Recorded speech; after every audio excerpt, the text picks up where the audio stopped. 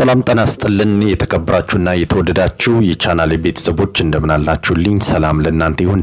በያላችሁበት ሰላም ጤና ፍቅር እንድትሆኑ እመኝላችኋለሁ። እጅግ የተከበራችሁና የተወደዳችሁ የቻናሌ ተከታታዮች ሰበር ዜናዎችን ይዤላችሁ መጥቻለሁ።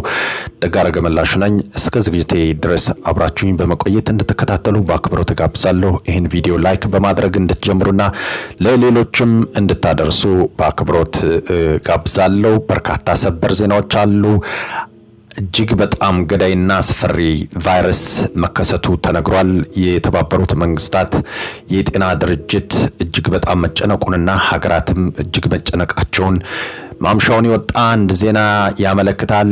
በሽታው ምንድነው? ቫይረሱ በምንድነው የሚሰራጨው? የት ሀገራትስ ቫይረሱ ተገኝቷል? የሚሉትና ሌሎችንም ተዛማች መረጃዎችን በሽታው ምን እንደሚያደርግ ወደ እናንተ አጠናቅሬ ያቀረብኩትን ዜና አደርሳለሁኝ። የሳውዲ አረቢያ መንግስት የአሜሪካ የጦር አውሮፕላኖች በድጋሚ የሀገሬን ሰማይ እንዳያልፉ እንዳይጠቀሙ ሲል ዛሬ እገዳ ጥሏል። ቱርክ በእስራኤል ላይ አዲስ ጥቃት ለማስፈጸም ሐማስን እያሰለጠነች ነው ተብሏል። ከዚህም በተጨማሪ አሜሪካና ኢራን ዛሬ በድጋሚ ሲዋጉ ውለዋል። አሜሪካ ለምንድነው የአየር እርምጃ የወሰደችው ድብደባ የፈጸመችው የሚለውንም ወደ እናንተ የማደርሰው ይሆናል። በርካታ መረጃዎች በእጅ ላይ ይገኛሉ። እነዚህን መረጃዎች እንግዲህ እንዳልኩት እስከ መጨረሻው ድረስ ካልተከታተላችሁ በስተቀር ልታዳምጡ አትችሉም። ይሄን ቪዲዮ መጨረሳችሁን እስከ መጨረሻው ድረስ ማዳመጣችሁን እርግጠኛ ሁኑ። ሳውዲ አረቢያ የአሜሪካ የጦር አውሮፕላኖች በሀገሯ ሰማይ ላይ እንዳይበሩ ማገዷ ተሰማ። ሳውዲ እገዳውን የጣለችው ፕሬዝዳንት ትራምፕ ፕሮጀክት ፍሪደም የተባለውን ዘመቻ ከጣሉ ከ36 ሰዓት በኋላ መሆኑ ተነግሯል። ይህንም ተከትሎ የአሜሪካው ፕሬዝዳንት ዶናልድ ትራምፕ ከኢራን ጋር ለመስማማት መወሰናቸውን በርካታ የመገናኛ ብዙሃን የዜና ምንጮችን ጠቅሰው ዘግበዋል። ይሁን እንጂ ሳውዲ አረቢያ ለምን ከዚህ ውሳኔ ላይ እንደደረሰች የታወቀ ነገር የለም። ትናንት ረቡዕ ሜይ 6 2026 ፕሬዝዳንት ትራምፕ ከኢራን ጋር ስለተደረሰው ስምምነት በሶሻል ሚዲያ ይፋ ሲያደርጉ በርካታ የአሜሪካ አጋር የገልፍ ሀገራት መቆጣታቸው ተሰምቷል። ከሀገራቱ መካከል ሳውዲ አረቢያ አንዷ መሆኗ ተሰምቷል። በውሳኔው ላይ እስራኤልም ደስተኛ ለመሆኗ እየተነገረ ነው። ዘገባውን በተመለከተ እርስ በርሳቸው የሚጋጩ ዘገባዎች እየወጡ ሲሆን አንዳንድ ሚዲያዎች ሳውዲ እገዳውን የጣለችው ፕሬዝዳንት ትራምፕ ከኢራን ጋር ለመደራደር መወሰናቸውን ተከትሎ ነው እያሉ ነው። ትናንት አመሻሹ ላይ የሳውዲ መንግስት ለአሜሪካ ባስተላለፈው መልእክት ከዛሬ ጀምሮ የአሜሪካ የጦር አውሮፕላኖች በሳውዲ የሚገኘውን የልዑል ሱልጣን አየር ማረፊያን ኢራንን ለማጥቃት መጠቀም እንደማይችሉ አስታውቋል። እገዳው የአሜሪካ የጦር አውሮፕላኖች የሳውዲን የአየር ክልል መጠቀም እንደማይችሉም ያጠቃልላል ተብሏል። የአሜሪካና የኢራን ስምምነት ቴህራን በእስራኤል ላይ የጋረጠችውን የኒኩለርና የሚሳኤል ስጋት እንዲሁም ኢራን የምታሰለጥናቸው አሸባሪዎች ታሳቢ ያደረገ አይደለም ተባለ። በጉዳዩ እስራኤል ክፉኛ መቆጣቷም ተዘግቧል። የእስራኤል ወታደራዊ ጠበብቶች እንዳሉት ከሆነም ኢራን የማዕቀቡን መነሳት ተከትሎ የምታገኘውን $100 ቢሊዮን ለባለስቲክ ግንባታ ልታውለው ትችላለች ብለዋል።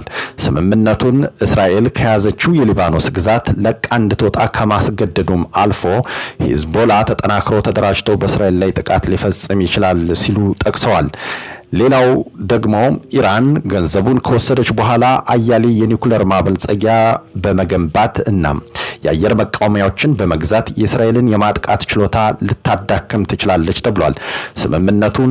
ስምምነቱ ለአሜሪካ ለእስራኤልም ይሁን ለአጋር የአረብ ሀገራት ጥሩ አይደለም ሲል አንድ ከፍተኛም የእስራኤል ወታደራዊ ባለስልጣን መናገሩም ተሰምቷል። በተያያዘ ዜና 2 የአሜሪካ ዲስትሮየርስ አውዳሚ የጦር መርከቦች የሆርሙዝን ሰርጥ ለማለፍ በሞከሩበት ወቅት ከኢራን ጥቃት ተሰነዘረባቸው። ዛሬ ማምሻውን ጥቃት የደረሰባቸው 2 የአሜሪካ የጦር መርከቦች የሆርሙዝን ሰርጥ ያለምንም ጉዳት ተሻግረው ሌሎችን የጦር መርከቦች ተቀላቅለዋል ስትል ዩናይትድ ስቴትስ አስታውቃለች። የኢራን ኃይሎች ሆርሙዝ አቅራቢያ በባዳር አባስ በአሜሪካ የጦር መርከቦች ላይ ጥቃት መሰንዘራቸውን ተከትሎም አሜሪካ በወሰደችው ራስን የመከላከል እርምጃ በሆርሙዝ በባዳር አባስና በዋና ከተማ ቴህራን እንዲሁም በኬሽም የአየር ድብደባ መፈጸሟ ተሰምቷል። በድብደባውም ከፍተኛ ወታደራዊ ኢላማዎች መመታታቸውንና መውደማቸውን ዩናይትድ ስቴትስ አስታውቃለች። አስታውቃለች። የኢራን መንግስት ብሔራዊ ቴሌቪዥን ጣቢያም ውጊያውን የተኩስ ልውውጥ ሲል ጠርቶታል። ፕሬዝዳንት ትራምፕ የአየር ጥቃቱ ኢራን የቀመሰችው የአሜሪካ የፍቅር ጥፊ ነው ሲሉ ገልጸውታል። የተኩስ ልውውጡን ተከትሎም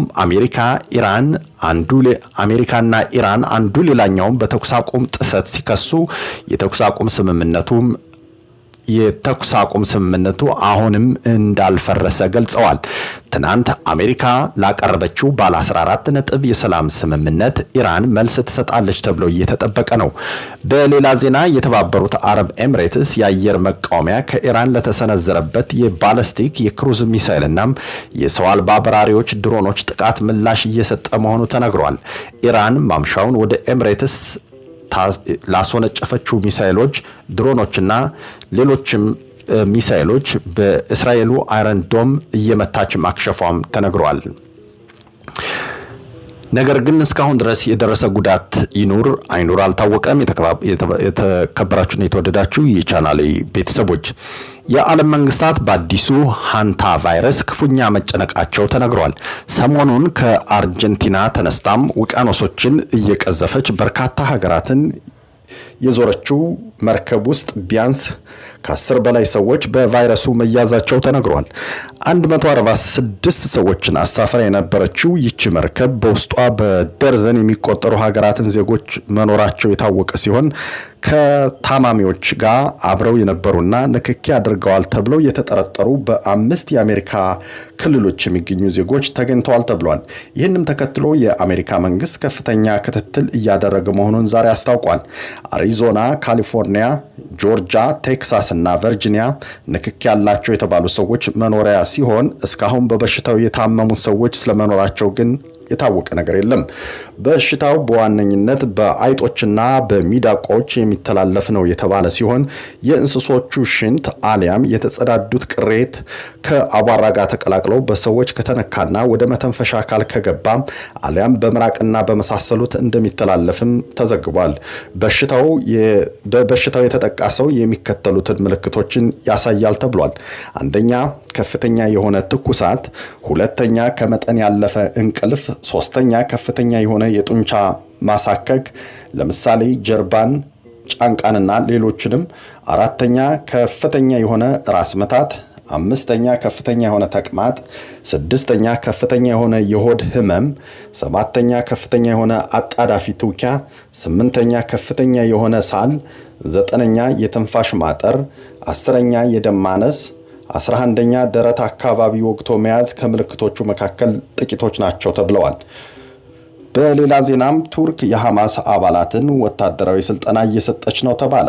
የእስራኤል ጋዜጦች ዛሬ ባወጡት ዘገባም በርካታ የሐማስ አባላት በቱርክ መንግስት ወታደራዊ ስልጠና ላይ ናቸው ተብሏል። የሐማስ አባላት በእስራኤል ዜጎች ላይ ጥቃት ለማድረስ የሚያስችላቸውን ስልጠና ቱርክ ውስጥ እየወሰዱ ሲሆን የሰው አልባ ድሮኖችን ማብረርና በሲኒማዎች አሊያም ህዝብ በሚያዘወትርባቸው ስፍራዎች እንዴት ጥቃት ማድረስ እንዳለባቸው እየሰለጠኑ ነው ተብሏል። እንግዲህ የተከበራችሁና የተወደዳችሁ የቻናሌ ተከታታዮች እንዳልኩት በተለይ ቫይረስ በጣም አስጊና አስደንጋጭ ስለሆነ ከዚህ ቫይረስ ራሳችን እንጠንቀቅ። አይጦች እና ሚዳቋዎች እንዲሁም ድኩላዎች፣ ሌሎችም እንስሶች ባሉበት ቦታ ላይ የምትኖሩ ሰዎች ጥንቃቄ እንድታደርጉ ተመክረናል ማለት ነው። ስለዚህ መረጃው ይሄ ነው። ዘገት ብዬ በሌላ መረጃ እመጣለሁ። አብራችሁኝ ስለነበራችሁ በጣም አመሰግናለሁ።